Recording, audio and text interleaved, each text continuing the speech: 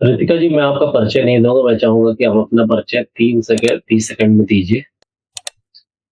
वो अनटोल्ड परिचय दीजिए जो अभी तक आपने नहीं दिया हो। ऐसा कुछ मेरी शख्सियत में है तो नहीं कि बहुत अनटोल्ड परिचय की ज़रूरत हो और मुझे अ, बस अपने परिचय में इतना ही कहना है कि मेरा नाम रितिका अवस्थी है और मैं रंगकर्म से जुड़ी हुई हूँ, रंगमंच के क्षेत्र में काम कर रही हूँ और बतौर अभिनेत्री, बतौर निर्देशिका मैं रंगमंच के क्षेत्र में सक्रिय हूँ और संस्था आरंभ रंगमंडल के नाम से प्रयागराज में हमारी संस्था स्थापित है और उसी के अंतर्गत मैं काम कर रही हूँ।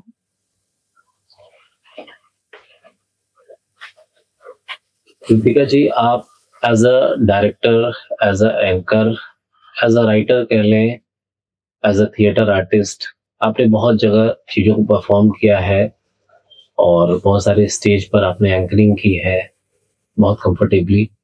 तो कैसा लग रहा है यहाँ कुछ अनकंफर्टेबल या नहीं, ये हमारे कहते हैं ना it's a part of our job, तो मेरे लिए कुछ भी अनकंफर्टेबल नहीं है और कैमरा किया है मैंने और बहुत सारा ऐसा काम किया है जो परफॉर्मेंस से जुड़ा हो या कैमरा से जुड़ा हो या किसी तरीके का इंटरव्यू है या पॉडकास्ट है, तो ये तो हमारे काम का हिस्सा है और ये मेरे लिए कहीं से भी अनकंफर्टेबल नहीं है। स्कूलिंग आपकी केंद्रीय विद्यालय में हुई, तो केंद्रीय विद्यालय का जब नाम आता है तो डिसिप्लिन का नाम आता है। और मैं जानना चाहूँगा कि वो छोटी रितिका जब अपना बचपन जी रही थी, तो क्या वो सिर्फ़ यस सर, नो सर वाली रितिका थी या थोड़ा-सा रेबेल था रितिका के अंदर? देखिए मैं अपनी शख्सियत का जो भी आज निचोड़ है या श्रेय है, मैं अपने विद्यालय को ही देती हूँ, केंद्रीय विद्यालय को ही देती हूँ। अगर मेरी शिक्षा केंद्रीय विद्यालय से नहीं हुई होती, तो निश्चित रूप से मैं आज यहाँ तो नहीं होती, मैं आपसे बात नहीं कर रही होती। तो मेरी पर्सनैलिटी का जो ओवरऑल डेवलपमेंट है और ये जो मेरी पर्सनैलिटी है, जो मैं आज आर्ट एंड कल्चर की फील्ड में इतना काम कर पा रही हूँ या इतना अवेयर हूँ, ये सिर्फ और सिर्फ केंद्रीय विद्यालय की देन है, क्योंकि वहाँ पढ़ाई के साथ-साथ और सभी चीज़ों पे और एक्स्ट्रा करिकुलर एक्टिविटीज़, साइंस हो, सोशल साइंस हो, each and every field whether sports है, बच्चा जिसमें भी इंटरेस्टेड है, उसको पूरी तरीके से उसके अंदर उसे पार्टिसिपेट करने की बहुत सारी अपॉर्चुनिटीज़ मिलती हैं, उसे निखारा जाता है, उस पे काम होता है, उसे डिफरेंट लेवल के कॉम्पिटिशन्स में पार्टिसिपेट करने का मौका मिलता है और उसकी पर्सनैलिटी इस तरह से ग्रो करने लगती है कि जिस भी फील्ड में उसका अपना इंटरेस्ट है, वो डेवलप करते हैं। उसमें बहुत सारे इंटर स्कूल कॉम्पिटिशन्स हैं, रीजनल है, क्लस्टर पहले क्लस्टर होता है, देन रीजनल होता है, नेशनल तक जाते हैं। सो इसमें बहुत ज़्यादा एक मैं कहूँगी स्कोप होता है बच्चे के पास, स्टूडेंट्स के पास। तो मेरा तो जो कुछ है मेरे जीवन में आज अगर मैं करियर के लिहाज से बात करूँ, तो केंद्रीय विद्यालय की देन है। जिस करियर के आयाम पर आप हैं आज, इसका बीज क्या बचपन में ही पड़ा या फिर जी, निश्चित रूप से बाद बचपन में? में हाँ जी, हाँ जी, बिल्कुल। मतलब बचपन से ही एक कलाकार था आपके अंदर? जी, ये तो मैं कहूँगी कि कलाकार तो था क्योंकि मेरे परिवार में अगर हम मेरे पिताजी के परिवार की तरफ बात करें या मेरी माताजी के परिवार की तरफ बात करें, सभी में कुछ ना कुछ गुण रहे कला से जुड़े हुए और उन सभी चीज़ों का समावेश अगर मैं देखूँ, तो वो मेरे अंदर था और मैंने बहुत ही मतलब early class first, second in सब से ही जितने भी कॉम्पिटिशन्स होते थे हमारे, जैसा कि मैंने कहा आपको केंद्रीय विद्यालय में हर चीज़ पे बहुत ज़्यादा ध्यान दिया जाता था, जैसे सोलो सॉन्ग, ग्रुप सॉन्ग मतलब इस लेवल से मैं आपको बता रही हूँ, वहाँ से बच्चों पर और बच्चों की पर्सनैलिटी, उनकी स्किल्स पे काम किया जाता है। तो वहाँ से मैंने पार्टिसिपेट करना शुरू कर दिया था। एक विधा आपके साथ जुड़ी है, वो है भरतनाट्यम। क्योंकि आज की डेट में जो लोग बहुत ज़्यादा अट्रैक्ट हैं, फ़ैसिनेटेड हैं, वो है एडवांस जो कल्चर है डांस का, वो रूप है। तो ये जो आपके अंदर जो भारतनाट्यम के प्रति लगाव आया या कह लें उसका बीजारोपण हुआ, तो क्या ये बचपन से ही उसकी तरफ अट्रैक्शन था? ऐसा नहीं था जो क्लासिक जो आजकल के जो नए डांस फॉर्मेट हैं उस तरफ उस पे कभी झुकाव नहीं गया है या इच्छा नहीं हुई या फिर वो पसंद नहीं था आपको? नहीं, बात इच्छा या पसंद ना होने की नहीं है, बात होती है झुकाव की, कि आपके पास जैसे हम बाजार में ही कोई चीज लेने जाते हैं तो 4 चीजों में से किसी एक चीज की तरफ आपका झुकाव ज्यादा होता है, आपको पसंद आता है, आप लेते हैं। तो इसी तरीके से विधाएं बहुत सारी थी और मैं बहुत, जैसे मैंने बताया भी आपको कि बहुत छोटी उम्र से मैं डिफरेंट उस विधाओं में पार्टिसिपेट कर रही थी स्कूल लेवल पे। तो उसी में जब ये शास्त्रीय नृत्य की बात आती थी, कथक की बात आती थी या भरतनाट्यम की बात आती थी या फोक की बात आती थी, क्योंकि मेरे पिताजी भारतीय सेना में कार्यरत रहे, तो हम शहर से शहर जो उनके ट्रांसफर्स रहे, तो रीजनल लेवल पे मैंने चीजों को बहुत अडॉप्ट किया है। फिर वो गुजरात रहा हो, फिर वो पंजाब रहा हो या बहुत सारी तमाम जगह जहां उनके ट्रांसफर्स रहे, तो उन चीजों को मैंने रीजनली बहुत अडेप्ट किया है। अब बात आती है भरतनाट्यम की या क्लासिकल परफॉर्मेंसेस की या किसी भी ऐसी विधा की जो अपने आप में रीजनल लेवल पे बहुत स्टैब्लिश है, या उसको बात करें ट्रेडिशनली, जैसे आपने बोला ना कि जी, जी। आपका जो झुकाव है वो बाकी, भरतनाट्यम। हाँ, भरतनाट्यम की तरफ क्यों था और बाकी वेस्टर्न्स की तरफ से, तो बस यही एक बात है कि मुझे उसके प्रति ज्यादा एक लगाव था, ज्यादा एक इच्छा शक्ति थी, झुकाव था, पसंद था, तो उसको सीखने की एक लगन थी। तो कहीं भी कैसे भी कोई मतलब, अब ये तो, और उस वक्त मतलब जिस परिवेश में हम रह रहे थे, हर 3 साल में शहर बदल रहे थे, शहर के स्टेट्स बदल जा रहे थे, तो उसमें किसी भी गुरु के अंडर रहकर सीखना बहुत मुश्किल था और तब आपके जैसा एक्सपोजर भी नहीं था। मैं आपको ये बात बता रही हूँ 95-96 की। तो अब तो जो एक होता है ना कि देख देख के सीखना, देख देख के करना, जब आपका झुकाव होता है और आपको बहुत लगन होती है किसी चीज के लिए, तो मेरे अंदर वो बहुत था कि मैंने चीजों को देख देख के और लर्निंग लेवल पे बहुत सीखा है। तो यूट्यूब भी उतना पॉपुलर मैंने नहीं था।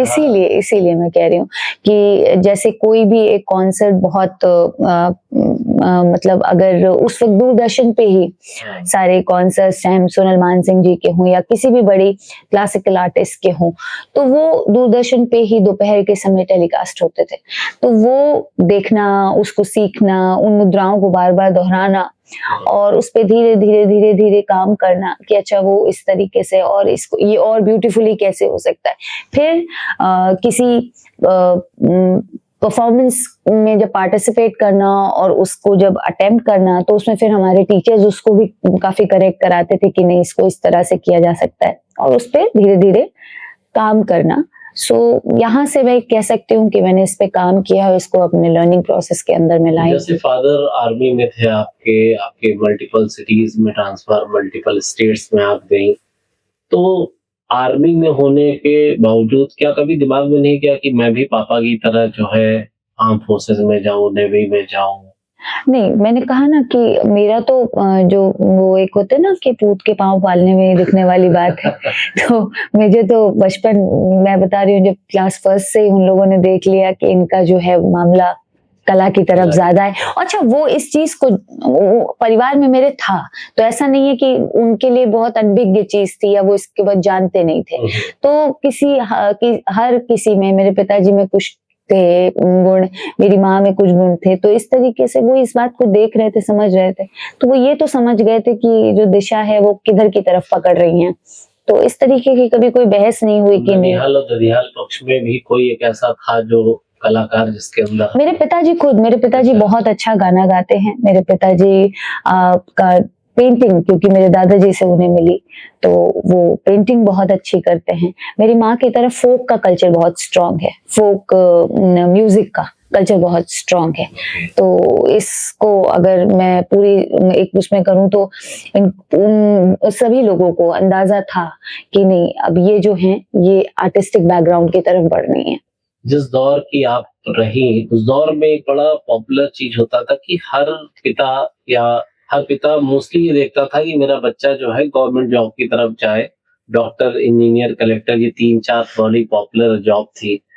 और जैसे करियर को लेकर कि भाई भरतनाट्यम आप सीख रही हैं या फिर कला क्षेत्र में है, करियर कैसे बनेगा उसमें? क्या इस पर लेकर कभी पिताजी ने आपका सपोर्ट किया या कभी आपका अपोज किया इस चीज को लेकर कि देखिए, इसको साइड लाइन रखिए और मेन लाइन अपनी आप पढ़ाई पे रखिए? नहीं एक्चुअली इस बात को लेके दो बेनिफिट मुझे मिले। पहली बात तो ये कि एक आर्मी बैकग्राउंड होने से इतना बेनिफिट तो आपको मिलता है कि ब्रॉड माइंडेड मामला होता है। वो सभी चीजों को जानते हैं, देखते हैं, समझते हैं। उन्हें पता होता है कि किस फील्ड में कितना ग्रोथ है, कितना डेवलपमेंट है, कितनी अपॉर्चुनिटीज हैं। प्लस ऐसा नहीं है कि अगर मैं चीजों को करना चाह रही थी आर्ट एंड कल्चर से जुड़ी तो इसमें उनका सपोर्ट नहीं था। अगर उनका सपोर्ट नहीं होता तो फिर तो मैं पार्टिसिपेट भी नहीं कर पाती। बट हाँ, उसके साथ साथ उनका एक बहुत कॉन्सेंट्रेटिव पॉइंट था कि आप कुछ भी करते रहिए साथ साथ, बट आपके जो मार्क्स हैं, आपकी जो स्टडीज है, वो डिस्टर्ब नहीं होना चाहिए। आपका जो भी शौक है या आप जिस भी स्किल पे काम करना चाहती हैं वो कीजिए, लेकिन साथ ही साथ जो आपकी पढ़ाई है वो डिस्टर्ब नहीं होनी चाहिए। और इसका अगर बेनिफिट मैं बात करूं कि जो इससे हमें हटने नहीं दिया गया या एकेडमिक्स को स्ट्रांग रखने की बात जहां तक है, इसलिए और इसका बेनिफिट मुझे फिर मैं कहूंगी अब जो मेरा एक जिस भी क्षेत्र में मैं काम कर रही हूँ, नाटक में मैं काम कर रही हूँ, तो एकेडमिकली इतना स्ट्रांग रहने का फिर वो और वो चीज आज आकर रिलेट होती है जब हम अपनी स्पीच, अपनी भाषा, अपने प्रोनाउंसिएशन पे बात करते हैं। वो यहाँ आके पूरी होती है कि उस चीज को इतना स्ट्रिक्टली वहां हमने फॉलो किया, तो इसका पूरा बेनिफिट मुझे थिएटर में मिला कि मुझे अलग से मुझे किसी भी चीज को तैयार नहीं करना पड़ा कि मुझे भाषा के ऊपर काम करना बहुत पड़ा या उच्चारण पे बहुत काम करना पड़ा हो, या स्पीच मुझे नहीं पता हो क्या होती है, डिक्शन पे बहुत परेशानी हुई हो। इस तरीके की कोई परेशानी नहीं आई। सिर्फ इसीलिए कि एकेडमिक्स को हमने बहुत सीरियस लिया या हम पे ये कंपल्जन था कि हमें लेना है। तो फिर वो पढ़ाई हो या भाषा हो, या जैसे मेरे पिताजी का कहना था कि आप हिंदी बोलिए या अंग्रेजी बोलिए, सही बोलिए। आपसे ये नहीं मतलब डॉक्टर नहीं कह रहा है आके कि अंग्रेजी बोलिए ही बोलिए, लेकिन अगर बोलिए तो ठीक बोलिए, साफ बोलिए, सही बोलिए, शुद्ध बोलिए, ठीक है? उसका ज्ञान आपको होना चाहिए। ऐसे ही हिंदी बोलिए, तो ऐसे नहीं है कि आप हिंदी भाषी हैं तो आप कुछ भी बोलेंगे तो वो हिंदी है। हिंदी बोलिए, सही बोलिए, साफ बोलिए, उच्चारण उसका ठीक होना चाहिए। तो वही मैंने कहा, उसका सीधा बेनिफिट मुझे मेरे रंगमंच में मिला, रंगमंच के करियर में मिला, रंगमंच के बैकग्राउंड में मिला। एक रितिका और multiple character like director, theatre artist, writer, dancer, poet, सब कुछ जैसे आप सारी चीजें आपके अंदर है, तो जब चैलेंजेस आते हैं तो हर एक रितिका को कैसे आप देखती हैं अलग अलग? पहली बात तो मैं इसमें कुछ हर एक रितिका अलग अलग नहीं है। मैं ये कहूंगी कि मेरी पूरी पर्सनालिटी जो है वो एकाग्र रूप में मेरा साथ देती है, और मुझे अंदर से जो भी चीजें जीवन में जिस भी परिस्थिति के रूप में आई हूं, ये मैंने उससे सीखा है कि वो जैसे भी गई हो मेरे सामने से या मुझ पे बीत के, या मैं उसके साथ जब संघर्ष कर रही हूँ, अच्छे दिन बुरे दिन, हर एक जो समय है वो मुझे बहुत मजबूत बना के गया है या कुछ ना कुछ मेरे अंदर जोड़ के गया है। तो उन सभी चीजों को जोड़ते हुए मेरी पर्सनालिटी, मैं उसको एकाग्र रूप में देखती हूँ। कभी ये नहीं हुआ कि अलग अलग चीजों को अलग अलग मेरे अंदर कोई फेस कर रहा हो।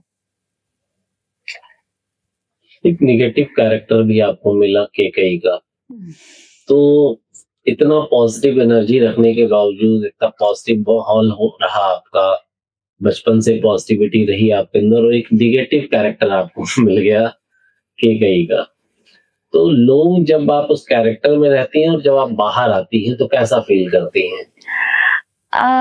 देखिए, जब बात रंगमंच की करते हैं, नाटक की करते हैं, या किसी पात्र को करने की करते हैं, उसको बहुत सारे तरीके से लोग निभाते हैं और सबकी जो एक मैं कहूँगी टेक्निक है वो अलग अलग होती है। किसी को बहुत समय लगता है किसी कैरेक्टर में जाने के लिए, और फिर बहुत समय लगता है उस कैरेक्टर से बाहर आने के लिए।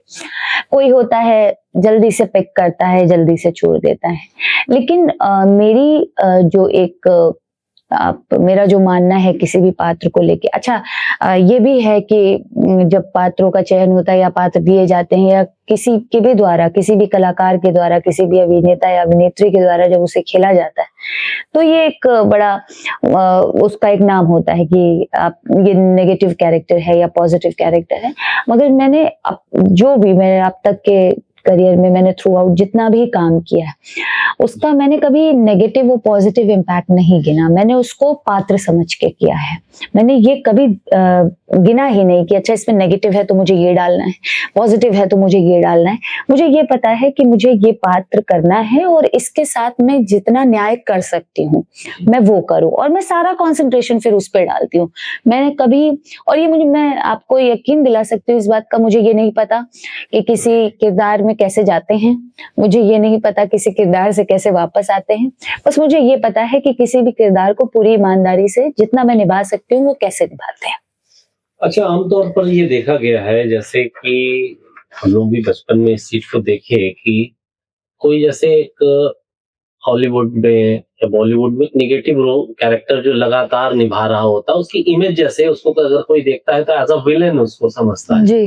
कि ये पर्सनल लाइफ में भी विलेन ही होगा। जैसे बात करें हिंदी सिनेमा की तो ओम पुरी साहब रहे हो या फिर कई ऐसे कलाकार रहे हो, तो जैसे आप लगातार किसी रोल को कोई व्यक्ति करता है और उस व्यक्तित्व में क्या ऐसा है कि वो नेगेटिव इम्पैक्ट उसके लाइफ पर हावी होने लगता है? मुझे ऐसा लगता नहीं है, मुझे ऐसा बिल्कुल भी नहीं लगता। हाँ, मुझे बल्कि मेरे साथ तो कई बार ऐसा हुआ है कि जैसे जब आपने कैकेयी का जो जिक्र किया, तो मेरे साथ तो कई बार ऐसा होता है, स्टेज पे कई बार ऐसा होता है कि जिस समय मैं राम जी को वनगमन का मुद्दे देती हूँ कि आप जाइए, और वहां पे सभी जो गांव के लोग हैं और सब लोग हैं उनको रोक रहे हैं, मत जाओ मत जाओ। और मुझे एक फ्रेम पे या एक स्पेस पे ऐसे होना भी होता है कि हाँ ये जाएं तो मैं अपने पुत्र के लिए, भारत के लिए कुछ करूं, लेकिन फिर भी वहां पे मेरे इमोशंस का और सारी चीजों का या मैं सब कुछ झोंक देती हूँ, तब भी मैं जो अपने आंसुओं को बहुत बुरी तरीके से कंट्रोल कर रही होती हूँ कि मुझसे नहीं होता है। तो अगर आप, हाँ जी, तो अगर ये बात कहें कि नेगेटिविटी इतना हावी हो जाती है तो फिर मैं, अगर देखा जाए तो मैं अपने पात्र के साथ न्याय नहीं कर पा रही। बात इसकी बिल्कुल नहीं है कि आप पर नेगेटिविटी हावी हो जाती है, पॉजिटिविटी हावी हो जाती है। मैंने फिर कहा कि कैरेक्टर का एक ना गणित है, जो मुझे ऐसा लगता है किसी भी पात्र का एक गणित होता है, वो आपको आनी चाहिए, या अपने काम को मतलब रिहर्सल्स को या डायलॉग्स को या उसको समझने का इतना आपका प्रोसेस होना चाहिए कि वो गणित आप उसके साथ आपके दिमाग के साथ वो बैठ जाए, तो आपको करने के लिए बहुत कुछ मिल जाता है एक पात्र में। पात्र के साथ उसकी स्टडी बहुत जरूरी है। जैसे कभी आपने कोई प्ले में कोई रोल किया एज अ थिएटर आर्टिस्ट या शॉर्ट मूवी में, और जब आपने उसको प्ले किया तो आपको अंदर से कभी ऐसा फील आया कि I was imperfect that time, मतलब आपके अंदर परफेक्शन नहीं आया, कोई ऐसा प्ले लगा कि कुछ और हम कर सकते थे, कुछ छूट गया मुझसे? हर बार महसूस होता है। अच्छा। हर बार महसूस होता है, और कितना भी कोई आके ये कह दे अरे आपने तो क्या किया, या बहुत लोग ये भी बोलते हैं नहीं अच्छा था या जो भी, लेकिन हमें पता होता है कि ये और बेहतर हो सकता था, यार ये यहाँ छूट गया, या इसको और बेहतर किया जा सकता था। ये तो हर बार महसूस होता है। पर गुस्सा आता है? कभी नहीं, नेवर। वो और कहीं इसलिए भी नहीं आता क्योंकि वो कहीं ना कहीं मेरे थॉट प्रोसेस से अंदर ही अंदर मैच कर रहा होता है। जैसे मैंने बोला ना कि मुझे पता है कि नहीं ये छूट गया, नहीं ये हो सकता था, ये भी कर सकते थे। तो सामने से अगर आके कोई एक कह रहा है कि नहीं बहुत अच्छा, लेकिन साथ ही कोई आके क्रिटिसाइज कर रहा है, मुझे पता है ये ठीक कह रहा है क्योंकि मुझसे ये छूटा है। तो कभी नहीं, बल्कि वो हेल्प करता है मेरी अगली परफॉर्मेंस को। जो क्रिटिसिज्म है, बस हाँ मेरे साथ ये एक बात क्रिटिसिज्म को लेके है कि किसी भी प्रकार का क्रिटिसिज्म मेरे दिमाग में रह जाता है, जो मेरी अगली परफॉर्मेंस में कहीं ना कहीं फुलफिल करने की कोशिश करती हूँ कि अब ये चीज ना हो। तो मतलब आप इस पर बिलीव करती हैं कि निंदक नियरे राखी वाले लोग ज्यादा अच्छे हैं? ज्यादा अच्छे तो देखिए, ज्यादा अच्छे और कम अच्छे तो नहीं कह सकते, क्योंकि जो आपके काम को अच्छा कहते हैं, आपके काम को अप्रिशिएट करते हैं, आपके दर्शक हैं, उन्हीं से आप हैं। एक कलाकार तो देखिए उन्हीं से है ना। तो मेरे तो चाहे क्रिटिसाइज करने वाले दर्शक हों, निंदा करने वाले दर्शक हों, या मुझे अच्छा बोलने वाले या मुझे पसंद करने वाले हों, मुझे दोनों ही दर्शकों से बेहद लगाव है, क्योंकि अगर वो नहीं है तो मैं नहीं हूं, तो मुझे देखने कौन आएगा। कितने नाटकों में आपने डायरेक्शन किया होगा और सबसे पॉपुलर आपका जो नाटक रहा वो कौन सा था? देखिए, नाटक अगर निर्देशन की बात करें तो 10 से 12 मैं नाटकों का अभी तक निर्देशन कर चुकी हूँ, जिसमें अगर पॉपुलर की बात आप करें तो वो गुनाहों का देवता रहा। धर्मवीर भारती जी की लिखी गई कृति है गुनाहों का देवता, उसका एक निर्देशन और वो पॉपुलर बहुत रहा। साथ ही मैंने एक नाटक लिखा काकोरी और गांधी, और उसके भी बहुत सारे हमने शोज किए और वो भी बहुत पॉपुलर रहा, दर्शकों के द्वारा बहुत सराहा गया, और उसका जो एक कॉन्सेप्ट था वो बहुत अच्छा लगा दर्शकों को। बाकी हम हर साल कुछ ना कुछ नए नाटकों को निर्देशित करते हैं, और साथ ही कोशिश करते हैं कि हम उसमें जो भी लेखक हैं और लेखन में रुचि रखते हैं उनके साथ जुड़ के काम करें। तो वो बहुत बार हम ऐसा करते हैं कि लिखने की जिम्मेदारी हम उनको देते हैं और निर्देशन का पार्ट फिर मैं उसमें जो भी और बेटर करके किया जा सकता है वो हम करते हैं। अच्छा, कभी ऐसा होता है कि जैसे आप निर्देशन कर रही हैं, बार बार किसी चीज को आप बता रही हैं किसी भी एक्टर या एक्ट्रेस को जो उसमें अपना रोल प्ले करने जा रहा है, अब उसी समय ऐसा आता है कि यार चूंकि आप एक एक्टर भी हैं, तो ये हमेशा चैलेंज देखने को मिलता है कि जो एक्टर डायरेक्टर बनता है तो कहता है यार उससे बेहतर तो मैं परफॉर्म कर सकती हूँ, इसी को जिसने मिस किया अगर शायद मैं वहां होती तो बेहतर करती उससे। तो ऐसा कभी आता है? मेरे अंदर ऐसा कभी नहीं आता, क्योंकि मैं अगर पहली बात तो मेरे अंदर ये थॉट प्रोसेस इसलिए भी नहीं आता क्योंकि मैं इसमें बहुत क्लियर हूँ कि अगर मैं कर लेती तो मैं क्यों नहीं कर रही हूँ उसे, और अगर मैंने किसी और को खड़ा किया है तो मेरा एक ये भी रहता है, जैसे बहुत सारे डायरेक्टर्स का होता है वो बिल्कुल थोप देना चाहते हैं, मतलब वो बिल्कुल ऐसा कर देना चाहते हैं कि जैसा मैं बता रहा हूँ वैसा ही करो। जी। तो इसमें क्या होता है ना, एक्टर का अपना जो एक जोन है, एक्टर का अपना जो एक छवि है, एक्टर की अपनी जो एक पर्सपेक्टिव है, वो कहीं गायब हो जाता है। अगर मैं अमिताभ बच्चन साहब से कहूं कि आप नसीर साहब की तरह एक्टिंग कीजिए और मैं नसीर साहब से कहूं कि आप ओमपुरी साहब की तरह एक्टिंग कीजिए, तो ये बेईमानी है। हाँ, मैं प्रेडिक्शन दोनों को बता सकती हूँ, लेकिन दोनों करेंगे अपना अपना ना। तो अब अगर मैं उनसे ये कहूं कि अरे आपसे अच्छा तो मैं कर सकती थी, तो फिर वो कहेंगे कि आप ही कर लीजिए, आप निर्देशन क्यों कर रही हैं, आप एक्टिंग कर लीजिए।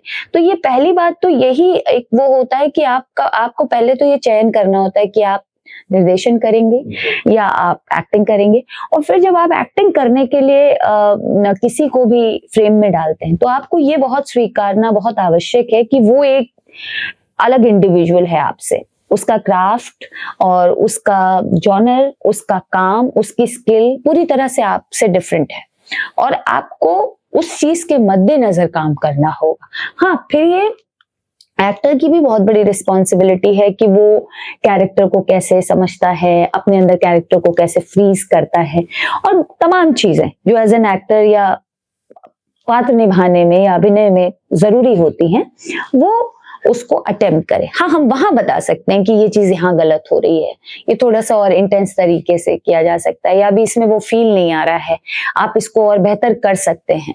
लेकिन ये मतलब आपको खुद ही अपने दिमाग से वॉश आउट करके जाना पड़ता है कि इससे बेहतर या इससे कम। उस वक्त उस पार अगर कोई अभिनय कर रहा है और आप इधर निर्देशन कर रहे हैं तो आप उस कंटेंट से बिल्कुल अलग हैं ना। तो आप अपने काम पे कंसंट्रेट करें, मुझे लगता है वो बेहतर है बजाय। अभी कई बार अमूमन देखा गया है, आपने अगर क्रिकेट पे इंटरेस्ट हो तो कमेंट्री बॉक्स में अक्सर ये बोलते हैं कमेंटेटर कि ये शॉट इसने गलत खेल जी जी जी इसको ऐसे नहीं ऐसे जी करना जी चाहिए। जी जी क्योंकि वो भी एक क्रिकेटर है, अब वो कमेंटेटर है, तो इसी तरह से डायरेक्टर को फील होता होगा थोड़ा बहुत। नहीं क्यों नहीं होता, क्योंकि डायरेक्टर तो एक तरह से वहां सारा नाटक बनाने के लिए बैठे हैं, जी। पूरा डायरेक्शन देने के लिए बैठे हैं। लेकिन जैसे आपने बोला ना कि वो कहते हैं कि ऐसा नहीं, इस जगह ये ना करके ये होता तो बेहतर होता, तो वो ये कमेंटेटर ये नहीं कहते हैं कि अरे इनकी जगह मैं होता तो मैंने 2 रन की जगह छक्का मारा होता, दूसरे को कह देते दूसरे जो भी है। लेकिन एक वो बात रहती है कि आप किसी की परफॉर्मेंस को बेहतर बनाने के लिए कुछ पॉइंट्स अपने रख सकते हैं, उन्हें बता सकते हैं, सिखा सकते हैं, जो भी आपको आता है, जितना भी आपको शऊर है उस हिसाब से। अच्छा, कोई ऐसा नाटक जिसपे आप as a director, as a actor, मतलब एज अ एक्ट्रेस, मतलब सारी चीजें आपने किया हो, राइटिंग भी किया हो, डायरेक्शन भी किया हो, उसमें खुद को एज अ रोल प्ले किया हो, मतलब सारी चीजें सामूहिक? कई नाटकों में ऐसा हुआ है, लेकिन मैं कहूंगी कि गुनाहों का देवता में ऐसा रहा कि मैंने उसको मतलब उस पे तो पूरी तरीके से मैंने काम किया, फिर वो राइटिंग हो या उसमें तो मैंने पात्र भी निभाया सुधा का, और उसके म्यूजिक पे, उसके कॉस्ट्यूम्स पे, उसके सेट पे, मतलब मैं ये कह सकती हूँ कि तमाम कोई भी सेक्शन ऐसा छूटा नहीं था जिसपे मैंने काम नहीं किया या पूर्ण रूप से मैं ही काम नहीं कर रही थी। कोरियोग्राफर भी आप हैं? आप कह सकते हैं, क्योंकि मैंने वहाँ एक्टिंग भी उसमें की। हालांकि मेरे बहुत सारे नाटकों में ऐसा रहा है, जैसे कथा संग्राम की बात करें तो उसमें डायरेक्शन मैंने किया, प्लस द्रौपदी का कैरेक्टर भी मैंने किया। ऐसे तमाम नाटक हैं जिसमें ऐसा करना पड़ता है कि आप, क्योंकि आपके दिमाग में जो कैरेक्टर है उसका पोर्ट्रे स्ट्रॉन्ग अगर तरीके से आप समझ रहे हैं, आप ही ने उसको गढ़ा है, तो वो कहीं ना कहीं बहुत महत्वपूर्ण हो जाता है कि आप करें या आपके दिमाग में वो स्केच बहुत क्लियर है। जब आप पहली बार दूरदर्शन में या किसी जगह पहली बार आपने कैमरे को और पहली बार माइक को आपने फेस किया, तो क्या फीलिंग थी उस समय?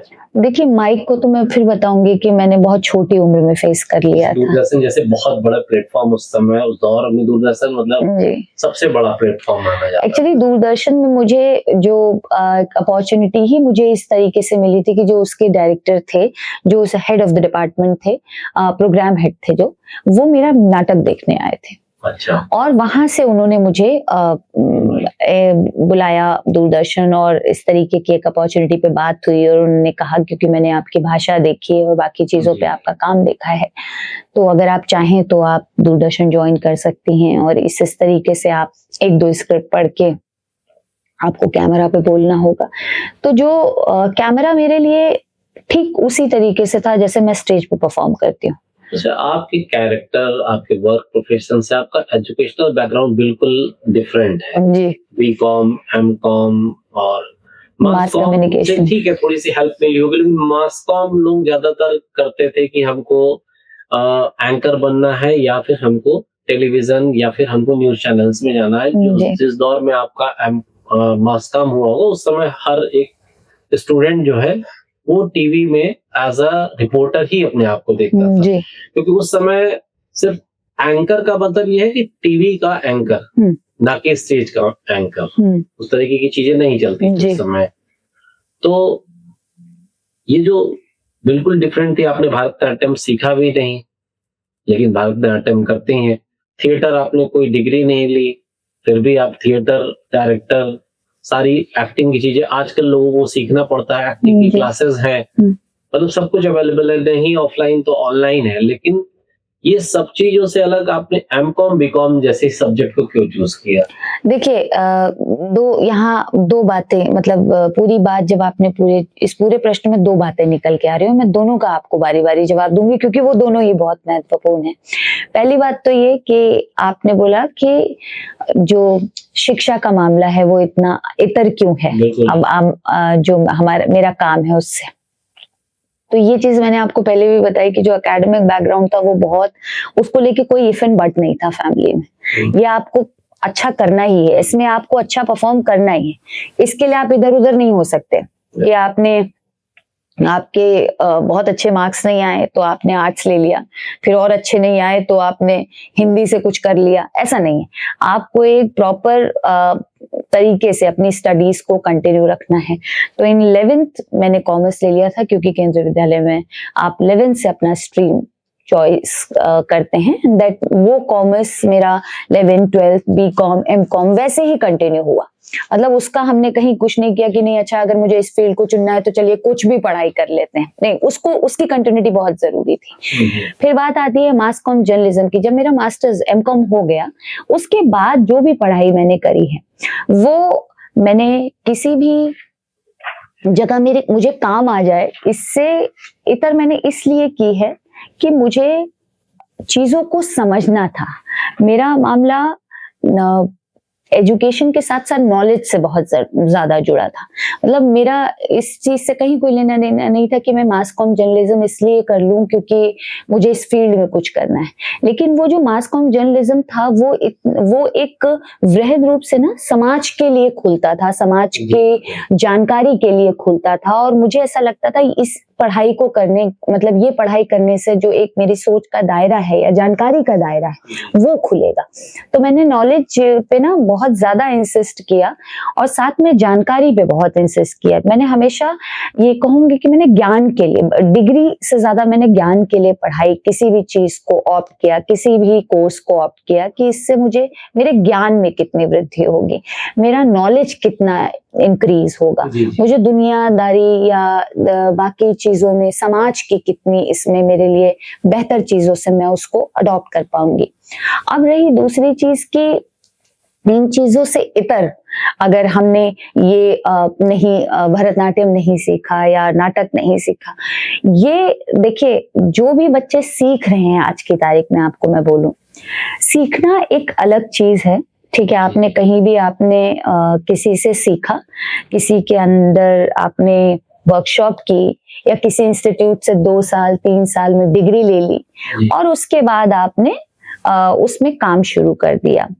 आप सीखते हैं, उससे कहीं ज्यादा जरूरी है किसी भी कला पे आपका कंटिन्यूअसली अपने ऊपर काम करना। और मैं ये जरूर कहती हूँ कि मैंने कहीं से सीखा नहीं, लेकिन मैं आज तक from the very first day जिस दिन से मैंने करना शुरू किया और आज तक मैं ट्रेनिंग में हूँ। मेरा काम ही मेरी ट्रेनिंग है और मैं लगातार ट्रेनिंग में हूँ। मैं ये नहीं कह सकती, हाँ आप ये कह सकते हैं कि मैंने कहीं से सीखा नहीं है, लेकिन मैं पहले दिन से ट्रेनिंग में हूँ, मैं अभी तक ट्रेनिंग में हूँ और मेरा काम ही मेरी ट्रेनिंग है, मैं इसको लगातार करती चली जा रही हूँ। तो मैंने, हो सकता है कि अगर जिसको एक पर्टिकुलर कहा जाता है कहीं से मैंने कोई ज्ञान अर्जित ना किया हो, लेकिन हाँ जितना मैंने अपने विधा पे काम करते जाती हूँ और मैं निरंतर काम कर रही हूँ, मैं निरंतर सीख रही हूँ। मुझे आज भी कोई बताता है या मुझे किसी चीज का मतलब नहीं पता होता तो मुझे अपने से ज्यादा ज्ञानी या जिनको पता है उनसे पूछने में कोई शर्म नहीं होती। तो मैं उसको लगातार उस पर काम कर रही हूँ और निरंतर कर रही हूँ। हाँ, शायद इसका बेनिफिट मुझे मिल जाता है कि जिन लोगों ने सीखा उन्होंने डिग्री ले ली और फिर एक इसको लेके भ्रांति है कि अरे अब तो हमको सब कुछ आ गया, अपनी भाषा पे कोई काम नहीं है, अपने जैसे एक बहुत ही मैं आपको बताऊंगी नाटक में एक चीज माइनस क्या है। जैसे जो जितने भी शास्त्रीय नृत्य सीखते हैं या जितने भी वोकल वाले हैं या जितने भी इंस्ट्रूमेंट वाले हैं, उनका प्रॉपर एक रियाज है। वो रोज एक निश्चित समय पे एक रियाज पे बैठते हैं। लेकिन नाटक वालों के साथ एक समस्या है कि उन्होंने जिस दिन अपना कोर्स खत्म किया उस दिन से उनको सब कुछ आता है। और मैं इस बात को आपको 99% आश्वासित करती हूँ कि कोई रोज उस पे एक्सरसाइज नहीं करता कि पेन लेके बैठता हो, कुछ डायलॉग राइटिंग करता हो या किसी भी तरीके की स्पीच पे काम करता हो। निरंतर कोई अभ्यास नहीं है और मैं उस चीज को निरंतर करती हूँ। Your work is your learning. बस, तो इतना मैं कह सकती हूँ।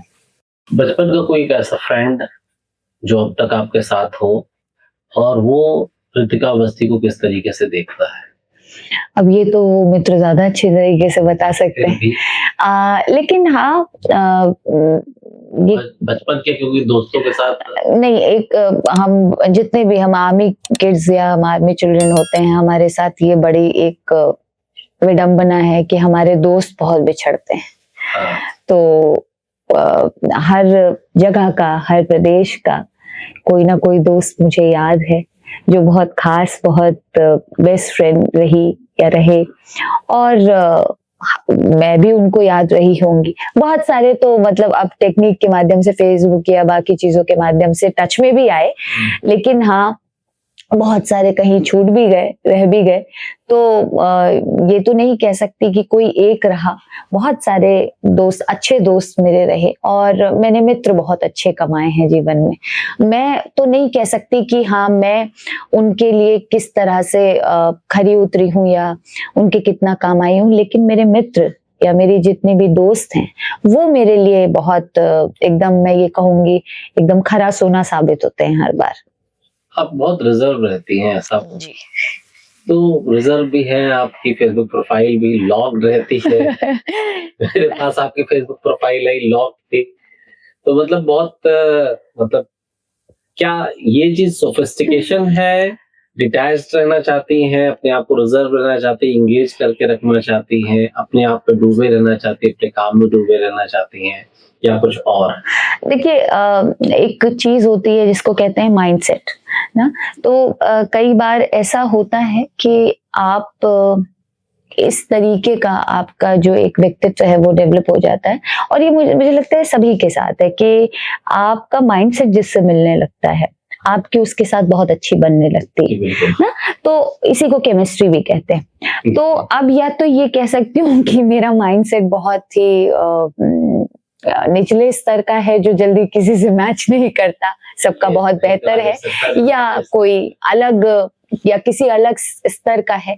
तो ऐसा कुछ है नहीं कि मैं मतलब बहुत कुछ जानबूझ के ऐड करती हूँ पर्सनालिटी में, कुछ भी नहीं। आप इस पे मतलब जैसा मैं कह रही हूँ, आप इस पे एज इट इज उतना ही विश्वास कर सकते हैं कि मैं स्वभाव में कुछ भी ऐड करने का ना एक जतन लेके नहीं चलती साथ में। मैं अपने स्वभाव को लेके बहुत फ्री हूँ कि अगर मैं कैसे डिफाइन करेंगे कि हाँ, जैसा कि मैंने तो आप पहले ही एक्सेप्ट किया ना, जैसे आपने कहा बहुत रिजर्व है, यस, मैं बहुत रिजर्व रहती हूँ, क्योंकि मेरा एक दायरा है, और मुझे मतलब कुछ चीजें एज इट इज ही चाहिए। मतलब जैसे मुझे नहीं पसंद कुछ, मैं अपने बारे में बात करूंगी, जैसे मैं कभी किसी से बदतमीजी से बात नहीं करती, और मुझे चाहिए भी नहीं कि कोई मुझसे बदतमीजी से बात करे। जैसे मैंने मुझसे छोटा भी होगा तो मुझे उसके नाम के पीछे जी लगा देने में या उसको आदर या मान सम्मान दे देने में कोई हर्ज नहीं है। लेकिन हाँ, मैं ये नहीं कहती कि आप भी मुझसे जी या आदर सम्मान लगा के बात करें, लेकिन आपको बदतमीजी करने का भी अधिकार नहीं है। या कोई आपसे बहुत तरीके से पेश आ रहा है और आप चल रहे हैं मजाक पे मजाक उसके साथ गलत तरीके से, और आप ये बताएं कि अरे मेरा तो स्वभाव ही है, आपका हो सकता है, आप उस पे ये थोप नहीं सकते ना। तो और जब आप समाज में रहते हैं, उठते बैठते हैं, तो आपको आपके उठने बैठने, रहने, खाने, बोलने का एक तरीका होना चाहिए। अब आप इसको ये कह सकते हैं कि मुझे आर्मी बैकग्राउंड से मिला या जो भी है, लेकिन फिर भी मैं इसको सामान्य सामाजिक परिवेश में मैं इसको बहुत महत्व देती हूँ कि आपको हर एक चीज का आपका अपना एक तरीका होना चाहिए। क्योंकि जब आप समाज में निकलते हैं ना, आप बहुत सारी जिम्मेदारियों से घिरे होते हैं और वो आपको निभानी चाहिए। आप ऐसे कैसे भी नहीं पेश आ सकते, और वो मैं देखती हूँ कि वो कुल मिला के ये जो सारा मामला है, ये कहीं ना कहीं मुझे रिजर्व बनाता है। तो मुझे लगता है शायद आपका लाइफ का माइलस्टोन क्या है जिस पर आपको बहुत प्राउड रहा हो, ऐसा कोई प्राउड मोमेंट जो आपको याद हो, या उसको जब भी याद करें तो एक मतलब अच्छी पॉजिटिव वाइब्स आती हो कि that was my great achievement of my life? मेरा तो नहीं है, ईश्वर का है कि उसने मुझे एक स्त्री के रूप में जन्म दिया है, and this is the milestone of my life. I am proud to be a woman. मुझे एक स्त्री के रूप में विधाता ने जन्म दिया, एक लड़की का जीवन मैंने जिया, और उससे जुड़े बहुत सारे चैलेंजेस को मैंने जिया, और इसके लिए मैं ईश्वर को हमेशा धन्यवाद देती हूँ। इससे बढ़िया माइलस्टोन मैं अपने जीवन में रच नहीं सकती। जो आज की विसंगतियां हैं, जो भी चीजें हैं, वहां तो कई ऐसी लड़कियां जो कहती हैं कि मुझे लड़की नहीं होना चाहिए। बिल्कुल, बिल्कुल। और देखिए, ऐसा नहीं है कि मेरे जीवन में कभी ऐसा समय नहीं आया जो मुझे नहीं लगा कि मैं लड़की क्यों हूँ। लेकिन मैंने कभी इसको अगले ही पल मुझे इस बात का होश पे आया कि नहीं, विधाता ने मुझे, ईश्वर ने मुझे एक स्त्री का जन्म देके ही मेरे ऊपर सबसे बड़ा उपकार किया है। तो वही फिर मैं कहूंगी कि मेरा तो रचा हुआ नहीं है, ये रचा हुआ विधाता का है। लेकिन वो मुझे कोई भी मुझे जन्म देते, this is the milestone of my life कि उन्होंने मुझे एक स्त्री के रूप में पैदा किया इस धरती पे। कभी कोई ऐसी फेलियोरिटी जिसने आपको झकझोर दिया हो या रुला दिया हो? बहुत है, बहुत है। और मैं आपको बता रही हूँ, सक्सेस से ज्यादा मैं फेलियर से बनी हूँ। आज जो मैं भी आपके सामने बैठी हूँ, there is lots of failures, बहुत सारी परेशानियां, हर तीसरे दिन कोई ना कोई परेशानी। और लेकिन वो तो ये हो जाता है कि सभी, अब ये कहेंगे कि सभी के जीवन में है। लेकिन अगर इसकी बात की जाए कि कोई ऐसी घटना घटी हो जिसने आपको तोड़ा हो, बहुत सारी घटनाएं, और उन्होंने ही बनाया है सर मुझे। ये तो बात सही है कि देखिए, ये मैं तो जो कहूंगा कि अगर आप सक्सेस हैं तो मल्टीपल फेलियोरिटी, और जो ऐसा कि आपने कहा कि हर तीसरे चौथे दिन अगर आपको फेलियोरिटी मिल रही है, कि कहा गया है कि failurity is the key of success, true. तो आपको हर बार ईश्वर जो है आपके पीछे खड़ा होकर एक नई अपॉर्चुनिटी दे रहा है, काम कर रहा है। तो you are not meeting with the failurities, बल्कि आप एक नई अपॉर्चुनिटी से हर दिन आप मिल रहे हैं। बिल्कुल बिल्कुल। तो ये तो अच्छी चीज है आपकी। तो मैं इसीलिए, अगर आपने बोला ना, तो मुझे इसको एक्सेप्ट करने में कहीं प्रॉब्लम नहीं होती। जैसे ही कोई कहता है कि कभी फेलियर्स देखें, मैं बहुत खुले तौर से एक्सेप्ट करती हूँ, because it is the best thing जो और किसी के भी साथ हो रही है। ये तो है ही कि जब होती है तो लगता ही है कि मैं क्यों। लेकिन जब आप उससे निरंतर रूप से उसके द्वारा बनते, संवरते, निखरते जाते हैं, तब आपको समझ में आता है क्यों। तो आपका सवाल ही आपका उत्तर बन जाता है। समझिए कि जिसको फेलियोरिटीज मिल रही, वो भी बहुत बड़ा फॉर्चुनेट व्यक्ति होता है। मतलब सामान्य नहीं है कि हर व्यक्ति को जो है फेलियोरिटीज मिले, क्योंकि सक्सेस के बाद तो फेलियोरिटी नजर ही नहीं आती, पेन वो होता है जी। तो चूंकि आप, हमको लगता है बहुत फॉर्चुनेट भी है कि आपको बहुत जल्दी जल्दी फेलियोरिटीज मिली और बहुत सारे चैलेंजेस मिल रहे हैं, बहुत कुछ सीखने को मिल रहा है, और उस चैलेंज के बाद वो पुरानी चीज को आप मतलब बहुत इजीली टैकल कर ले रही है। नहीं, इजीली तो नहीं टैकल कर ले रही हूँ। अब परेशानी तो बहुत आती है, पेन तो बहुत होता है, लेकिन हाँ, एक थॉट प्रोसेस, मतलब एक थॉट जरूर अपने आप से हर बार कहती हूँ कि गिरते हैं वही मैदान जंग में, गिरते हैं घुड़सवार मैदान जंग में, वो क्या गिरेंगे जो घुटनों के बल चलते हैं। बचपन में जब हम ABCD सीख रहे होते हैं तो बहुत टफ लगता है यार, ABCD और 1 2 3 4, और जब उसको सीख जाते हैं और आज की डेट में कोई बोले कि A से Z तक सुनाइए, तो मतलब दुनिया के सबसे बड़े कॉन्फिडेंट हम बन जाते हैं और A से Z तक सुना देते हैं जी। तो उसी तरह से जिस पेन को हम सह लेते हैं, वो पेन अगर दोबारा आ रहा है तो 2 + 2 = 4 हो जाता है, 2 का टेबल हो जाता है और इजिली हमारे सामने से गुजर जाता है। देखिए, एक मतलब पेन की भी अगर बात की जाए या पीड़ा की भी बात की जाए, तो पीड़ा को लेके तो ये एक भ्रांति ही नहीं, ये एक बहुत ही आजमाया हुआ एक विश्वास मान लीजिए कि कोई भी पीड़ा लौट के दोबारा आती है ना, तो उतना दर्द नहीं होता। वो एक तो रेमेडी फिर बन जाती है बस। तो कोई भी पीड़ा, कोई भी दर्द जब लौट के आपके पास दोबारा आता है, तो वो उतना दर्द नहीं, वो खुद भी अपने आप में एक फेल्यूर बन जाता है, तो आपको उतनी पीड़ा नहीं देता। वो खुद भी एक रेमेडी हो जाती है, पीड़ा नहीं रहती वो जी। कुछ ऐसा जो अभी लगता है कि रितिका के लिए पेंडिंग है, उसको पूरा करना है? बहुत सारा काम बाकी है, अभी बहुत सारा काम बाकी है, और जो कर रहे हैं अभी इसी में बहुत कुछ सीखना बाकी है। और मुझे तो नहीं लगता कि कभी भी मैं ये कह सकती हूँ कि नहीं, हाँ मुझे सब कुछ आता है। मैं तो अभी भी बहुत खुले तौर से बहुत सारी चीजों को, जो भी मुझे नहीं आता, मैं सीखने को तैयार हूँ। और मैं कह भी देती हूँ, मैं तो अपने जूनियर्स से भी, मुझे बिल्कुल वो नहीं लगता कि मैं पूछ लेती हूँ कि ये कैसे करते हैं, मुझे बताओ थोड़ा सा। तो मैं, हालांकि वो थोड़ा सा हिचकिचाते जरूर है कि अरे मैम आप ऐसे, मतलब आप हमें, आप मतलब वो यकीन नहीं करते, लेकिन मैं सीरियसली, मतलब मैं इस बात को उनसे चाहती हूँ कि भाई आप लोग ये कैसे करते हैं, मुझे जरा बता दीजिए। तो मुझे अभी तो बहुत सारा काम। अच्छा, हर व्यक्ति चाहता है रंगमंच से रंगीन दुनिया का सफर, यानी सिल्वर स्क्रीन का सफर चाहता है, तो क्या रितिका अवस्थी भी चाहती हैं एक बार बॉलीवुड और हॉलीवुड का जो है, देखिए ऐसा हो, सेलेक्ट हो और बड़ी सी सिल्वर स्क्रीन पर अपने आप को देखें? देखिए मतलब ऐसा नहीं है कि मुझे बोलने वाले या सजेस्ट करने वाले या धक्का देने वाले तमाम, मतलब मैं आपको अनगिनत रहे हैं मेरे शुभचिंतक कि आप क्यों नहीं फिल्म इंडस्ट्री ट्राई करती हैं, आप तो बहुत अच्छा काम ये वो। लेकिन और जैसे कि निसंदेह कुछ लोगों का सपना एक बड़ी स्क्रीन या एक अच्छा अपने आप को एक बड़े पर्दे पे देखना इस तरीके का रहता होगा। लेकिन अपने काम को लेके या मैं कहूँ अभिनय को लेके या रंगमंच से जुड़े जितने भी काम हैं, इनकी जो एक क्षुधा है, इनकी जो एक भूख है, मैंने अपने काम में कहीं ना कहीं मैं उससे तृप्त हुई हूँ। मैं मतलब मेरी भूख बाकी नहीं है अभी कि मैं जाऊं अभी और कहाँ मैं क्या कर सकती हूँ। मैं अपने काम से ना बहुत ज्यादा संतुष्ट हूँ। तो कहीं कोई चाहे अभिनय को लेकर हो या डायरेक्शन को लेकर हो या किसी भी चीज को लेकर हो, जो एक क्षुधा है वो तो देखिए मेरी शांत हो चुकी है। अब जो कुछ है वो उसको और कैसे बेहतर बनाएं, कैसे उस पर और काम करें, कैसे उसको और अच्छा करें, इसमें और क्या। क्योंकि आप देखिए स्तर जो है ना वो आए दिन उसका मानक जो है वो बढ़ता चला जा रहा है, ठीक है ना। तमाम टैलेंटेड लोग एक से एक मानक गढ़ दे रहे हैं उसी काम में। तो मुझे लगता है कि मैं जहां हूं पहले उस चीज को ही इतना तो बेहतर या इतना तो अच्छा कर सकूं जो कहीं ना कहीं ये कोई तो एक मानक सेट हो सके कि हाँ भाई ये काम मैंने पूरा अच्छा और बहुत ईमानदारी कि मैंने कहा ना कि अभी तो यही करने के लिए बहुत कुछ है, तो वहां तो और वो मेरा कभी एम भी नहीं रहा। लोग अक्सर फिल्म इंडस्ट्री और थिएटर को मिला देते हैं।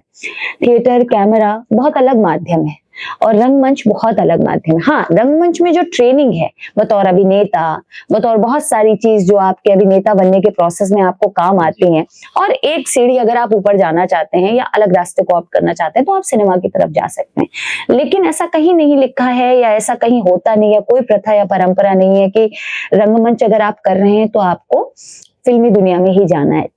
रंगमंच की अपनी एक अलग दुनिया है और मुझे इसमें बहुत सुकून मिलता है। मुझे मंच जो है नहीं, मैं कभी नहीं, मुझे कभी इच्छा ही नहीं हुई, कभी इच्छा नहीं हुई। मैं बता तो रही हूँ, बम्बई में मेरे बहुत सारे फ्रेंड्स हैं जो काम कर रहे हैं बहुत अच्छा, बहुत स्टैब्लिश हैं, उन्होंने कई बार बुलाया, या यहाँ से मैंने मेरे बहुत सारे मित्र, मेरे बहुत सारे शुभचिंतक मेरे काम के स्तर को देखते हुए या जिनको बहुत पूर्ण रूप से विश्वास है, आप जाएंगे, आप पहले दिन से काम करेंगे, आपको बहुत अच्छा काम मिलेगा, बहुत अच्छा पैसा मिलेगा। लेकिन फिर मैं वही कहती हूँ कि अगर मैं डॉक्टर से कहूँ कि तुम जाओ इंजीनियर बन जाओ, उसको इंजीनियर नहीं बनना है ना यार, बस। तो मेरे साथ मुझे हीरोइन नहीं बनना है भाई, मुझे रंगमंच करना है, और इसको समझने में लोगों को टाइम लगता है, ठीक है। तो वो एक अलग बात है कि हाँ मैंने अपनी प्रैक्टिस से या मैंने अपने काम करने के तरीके से या भगवान के आशीर्वाद से हो सकता है वो सारी स्किल्स मेरे अंदर हों जो एक किसी भी बेहतर अभिनेत्री के अंदर जो फिल्मों में काम कर रही है करे, या जिसकी रिक्वायरमेंट होती है अभिनेत्री बनने के लिए। लेकिन मेरा माध्यम रंगमंच है, मुझे यहाँ अच्छा लगता है। 2026 और 2036 में कृतिका जी कहाँ पर देखना चाहती हैं? स्टेज पर, डायरेक्टर की चेयर पर, या फिर से वही चीज किसी बॉलीवुड में बड़ा रोल?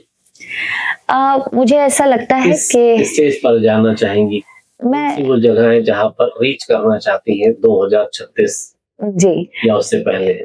ये तो मतलब वाकई अपने आप में एक ऐसा सवाल है जिसको मैंने अभी तक सोचा नहीं। लेकिन हाँ, मैं ये इस नजर से जरूर देखती हूँ कि जब कोई काम, जो काम हमने 10 साल पहले किया था उसमें और आज में बहुत अंतर है उस काम में, ठीक है। जो निर्देशन मैंने 10 साल पहले किया था, जो निर्देशन मैं आज करती हूँ, उसमें बहुत फर्क है।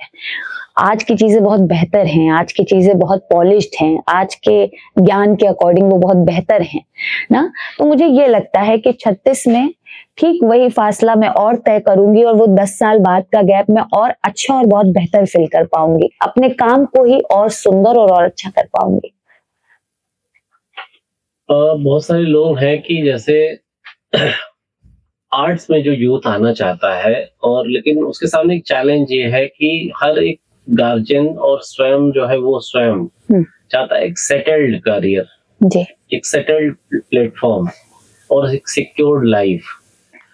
तो कितना मतलब कि अप एंड डाउन्स यहाँ पर है, कितनी अनिश्चितताएं हैं और कितना खतरा है इस फील्ड में आने पर? क्या वो जो चीजें हैं उसकी, जो कंफर्ट जोन, जो सेटल डाउन अपने आप को करना चाहता है एज अ गवर्नमेंट जॉब, या एक सेटल्ड बिजनेस, या एक सेटल्ड फैमिली, बहुत स्मूथ लाइफ, तो क्या इस फील्ड में जो आ रहे हैं यूथ, उनके लिए क्या कहना चाहेंगी कि क्या इसमें इसको करियर की तरह देखा जाता है, करियर आप बना सकते हो, या फिर यहाँ पे बहुत सारे चैलेंजेस हैं दूसरे फील्ड के अलावा?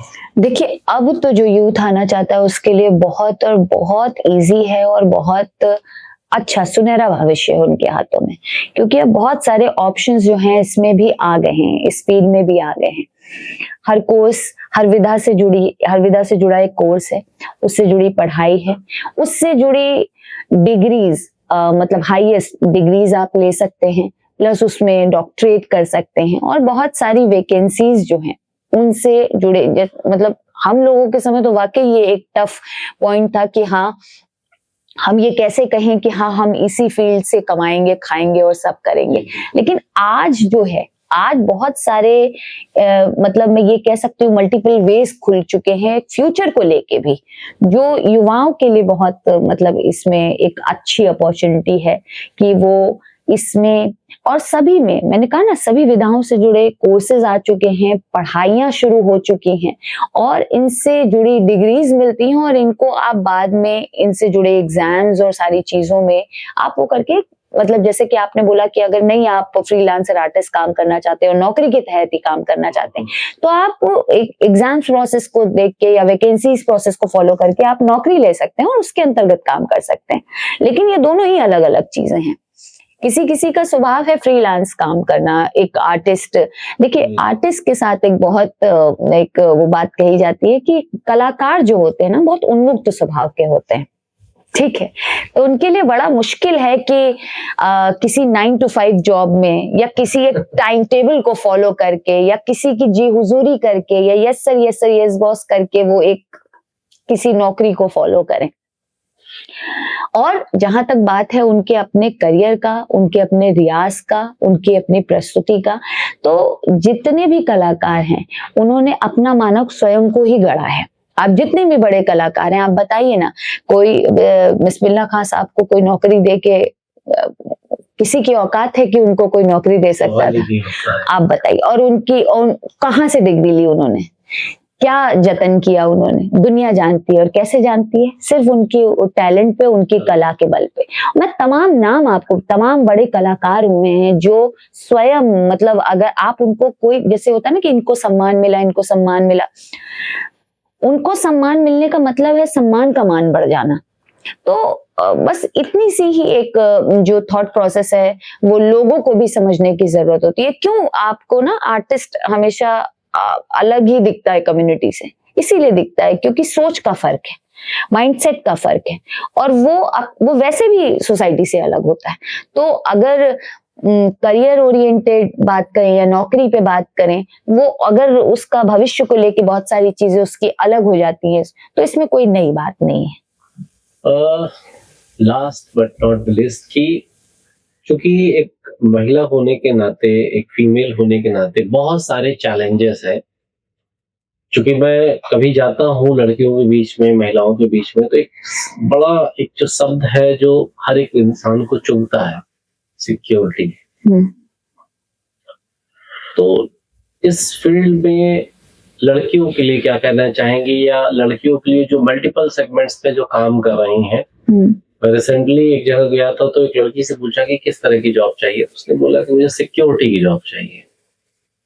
तो मैंने मतलब थोड़ा सा उस पर हंसी आई कि security mean fire and safety, security job या फिर सिक्योरिटी जॉब।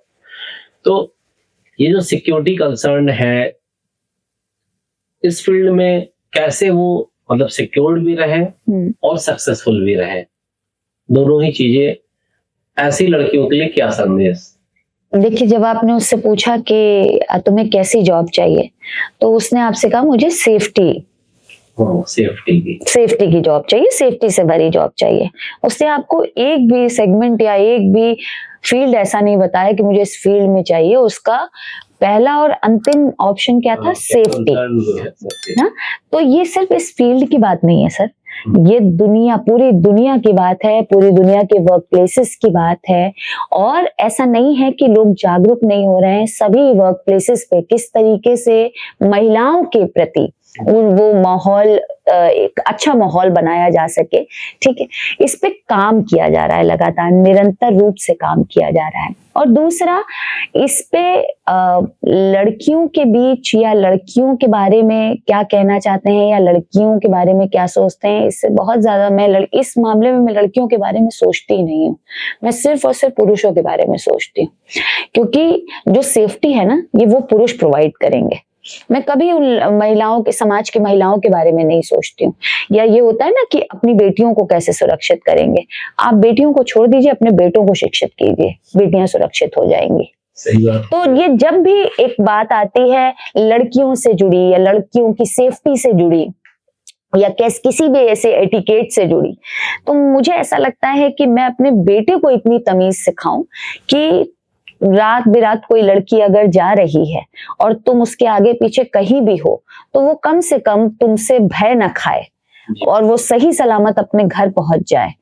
ये बहुत जरूरी है कि अगर मैं तुम्हारी माँ हूं या मैंने तुमको एक बेटे के रूप में या पुरुष के रूप में जन्म दिया है, तो मुझे तुम्हें सिखाने की जरूरत है। लड़कियों को पता है, कभी सुना है आपने किसी लड़की ने जाते हुए किसी लड़के को मार दिया और 4 लड़कियों ने पकड़ के, वो मैं देखिए एक्सेप्टेंस की बात मैं नहीं कर रही, ठीक है, वो फिर अलग बहस का मुद्दा हो जाएगा कि अरे ये होता है तो ये भी होता है, लेकिन आप मुझे बताएं इसकी भी ये पनपा कहाँ से?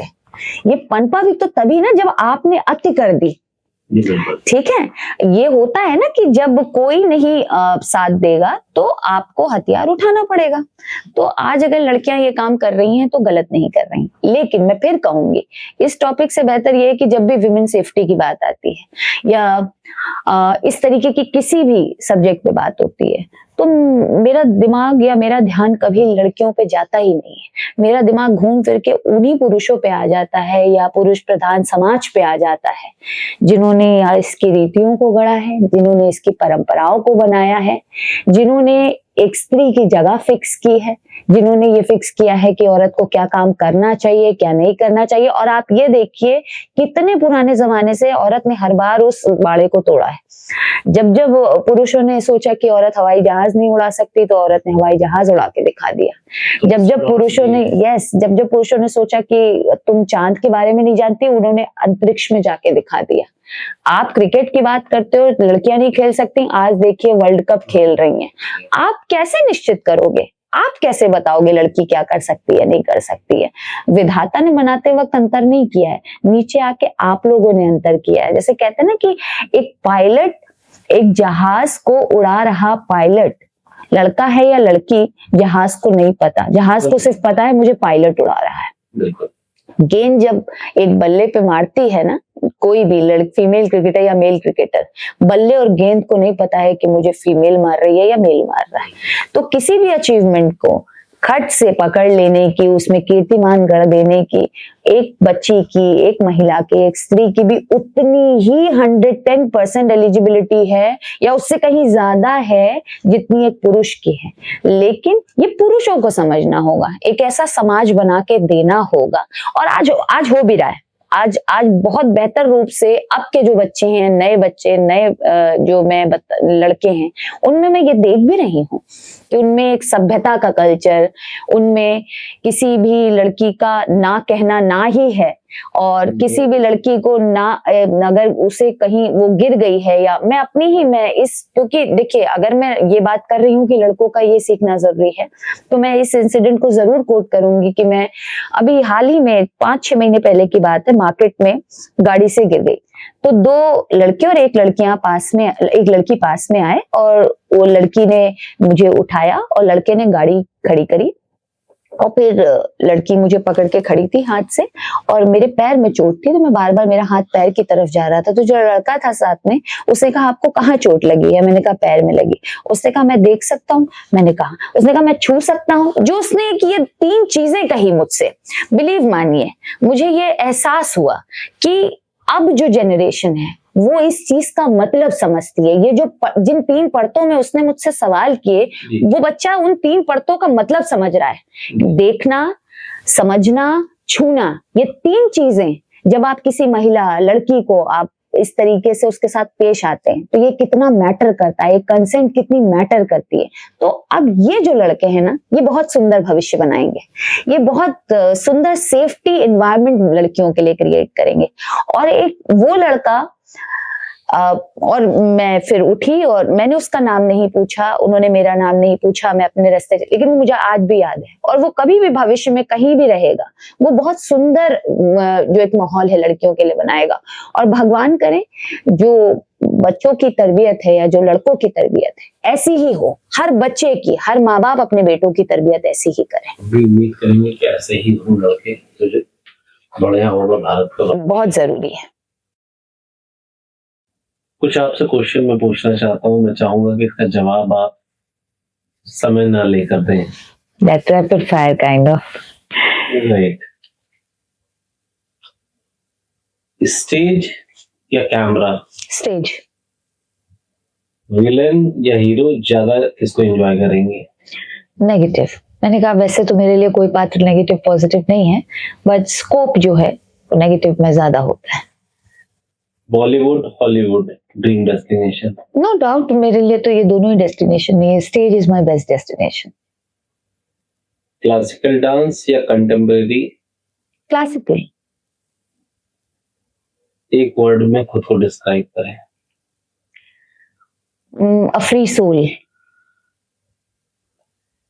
अगर एक्टर ना होती तो क्या होती? अगर एक्टर ना होती तो मैं क्या होती? बहुत मुश्किल सवाल है, लेकिन मुझे लगता है अगर मैं एक एक्टर नहीं होती तो मैं शायद एक बहुत अच्छी टीचर होती, शिक्षिका होती। एक ऐसी चीज जो आप नहीं कर सकती? एक ऐसी चीज जो मैं नहीं कर सकती, छोटे बच्चों के साथ वॉयलेंस। बड़े बच्चों के साथ कर सकते? मतलब वॉयलेंस तो है ही नहीं, लेकिन जैसे कई बार ऐसा होता है कि कोई पात्र ऐसा दे दिया जाए कि आपको छोटे बच्चे के साथ ऐसा करना है, या उसका कुछ कोई साइकोलॉजिकल पात्र या कुछ भी ऐसा दे दिया जाए, मैं सक्षम नहीं रहूंगी करने में। एडवर्ड डिसीजन लेना हो तो क्या करेंगी? जब आपके जान पर बनाए तो जान देंगी या उस बुरी चीज को अडॉप्ट कर लेंगी? नहीं, मैं अडॉप्ट तो नहीं ही कर पाऊंगी क्योंकि ये मेरे स्वभाव के विरुद्ध है, लेकिन जान भी नहीं दूंगी, लड़ूंगी। और हाँ, वो लड़ते लड़ते जान चली जाए तो वो अलग बात है, लेकिन मैं गिव अप नहीं करूंगी। ये 110% श्योर हूं मैं, किसी भी प्रकार की आपदा आ जाए मैं गिव अप नहीं करूंगी।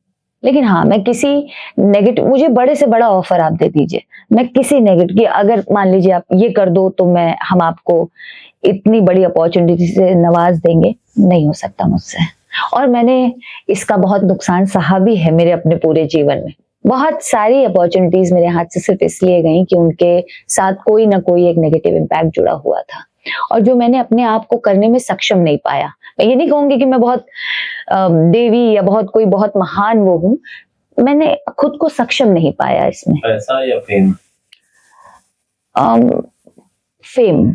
और फेम भी मेरे लिए ये है कि बहुत ऐसा नहीं है कि मुझे मतलब इतना मशहूर हो जाना है कि मैं पूरी दुनिया पे राज करूं और लोग मेरा एक फोटो ऐसा करें, बिल्कुल नहीं। लोग मुझे बहुत इस बात की तसल्ली होती है जब लोग मुझसे कहते हैं कि आप ऋतिका अवस्थी हैं। मैंने आपको कहीं, जैसे आपने ही मुझसे कहा कि मैंने आपको संचालन करते हुए देखा है, या कोई मुझसे कहता है मैंने आपको नाटक करते देखा है, या आपको मैंने डांस करते देखा है। मेरा काम मेरी पहचान है और वो पहचान मेरी बनी रहे, और अगर वो फेम है तो दैट इज फेम। परिवार और प्रोफेशन में चुनना हो तो किसे चुने? प्रोफेशन।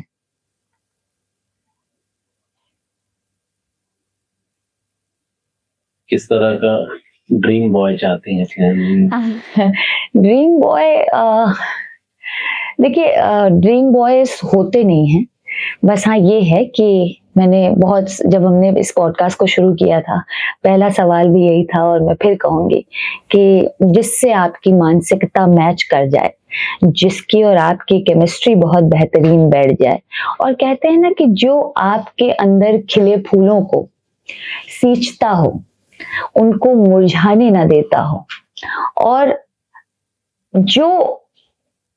जिसका हृदय इतना साफ हो कि आप उसके लिए पूजनीय हो, जो मन को समझ ले, वही देवता। एक ऐसी चीज जो लास्ट लाइफ में अचीव करना चाहती है।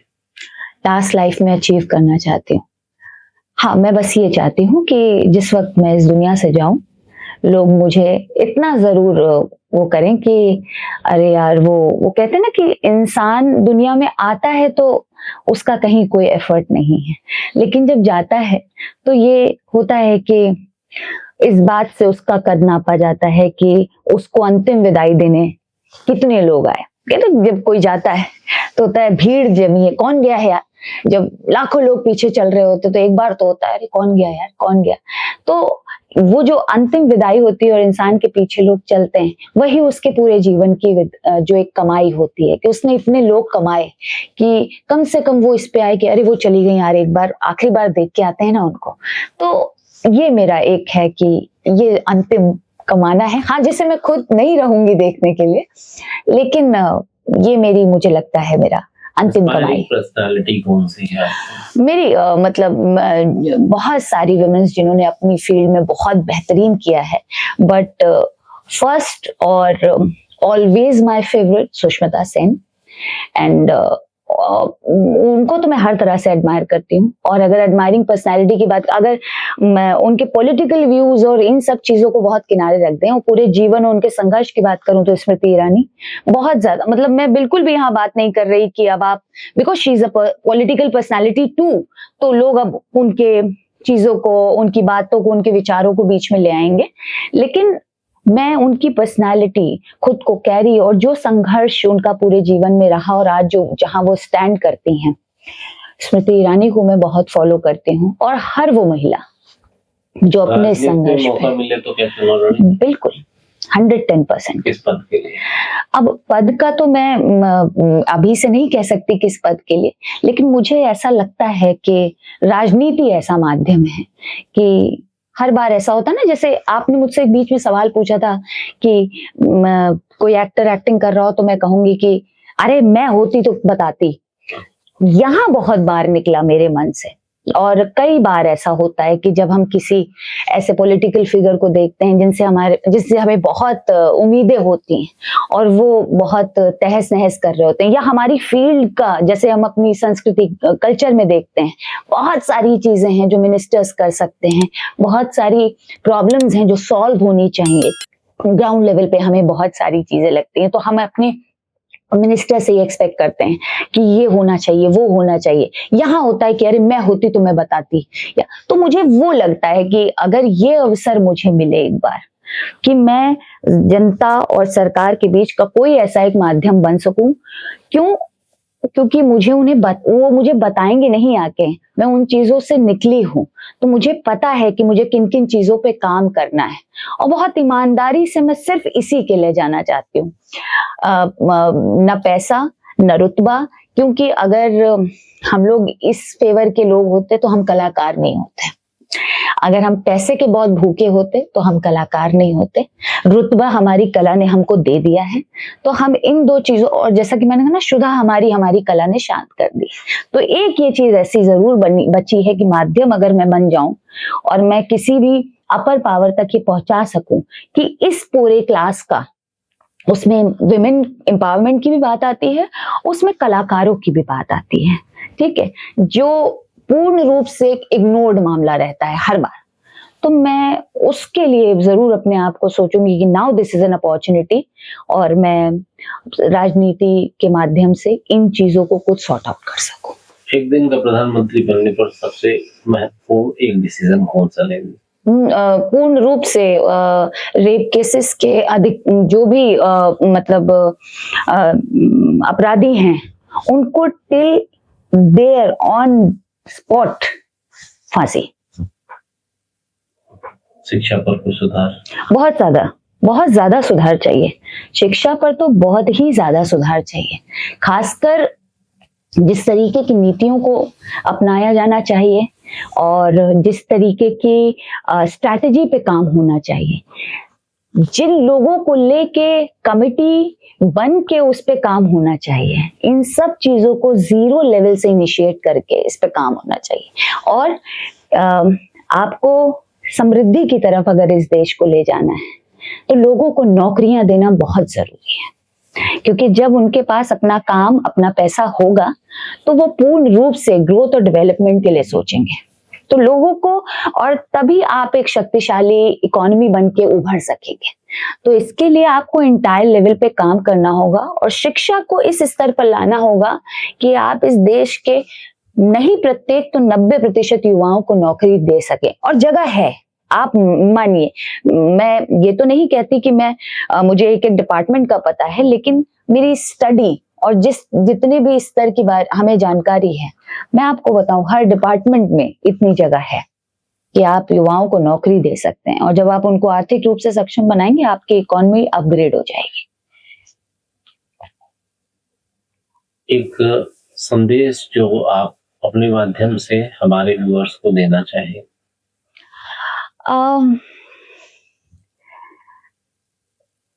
मुझे ऐसा लगता है कि जो आपका मन करे, जो आपका मन कहे, पैशन से रिलेटेड, अपनी आत्मविश्वास से रिलेटेड, अपनी इच्छा से रिलेटेड, सिर्फ उसको फॉलो कीजिए, क्योंकि आप अपने निर्णय लेंगे और उससे जुड़ा रिजल्ट जब आप, वो आपके पक्ष में हो, विपक्ष में हो, आपके इससे कामयाबी आए, नाकामयाबी आए, आपका अपना डिसीजन जो होगा आप उसको फॉलो करेंगे तो आप खुद को ये जवाब दे सकते हैं कि ये मेरा अपना निर्णय था। लेकिन कोई और निर्णय जब आप पर थोपा जाएगा और आप उसको फॉलो करेंगे, और जिस दिन आपकी जिंदगी बिगड़ेगी या वो निर्णय आपके लिए काम नहीं करेगा, तो आप उस व्यक्ति को दिन रात कोसते रहेंगे और जीवन अपना बर्बाद करेंगे। तो मुझे लगता है आपको अपने आप से ये कहना आना चाहिए कि नहीं, ये मेरा फैसला था, अगर इसने मेरे लिए काम किया तो भी अच्छा है, नहीं किया तो भी अच्छा है। आप खुद को जवाब देने में सक्षम होते हैं। रितिका जी, आप हमारे इस पॉडकास्ट में आई, उसके लिए बहुत बहुत धन्यवाद। बहुत बहुत धन्यवाद आपका कि इतने वृहद रूप से मुझसे आपने बात की। और कला ही नहीं, मतलब सिर्फ अगर हम बात करें, आपने इस बातचीत को सिर्फ इस पे नहीं थाम के रखा कि अगर मैं कला जगत से हूँ तो सिर्फ कला पे बात करें। आपने बहुत सारे आयामों को छुआ और बहुत डिटेल में हमने बात की है। और मैं आशा करती हूँ कि जो भी दर्शक इसे देख रहे हैं या आपके पॉडकास्ट को सुन रहे हैं, आप उनके लिए इसी तरह और अच्छी बातचीत लेकर आएंगे और बिल्कुल हमारा प्रयास उनके लिए एक बहुत अच्छा ये प्लेटफॉर्म साबित होगा। नमस्कार।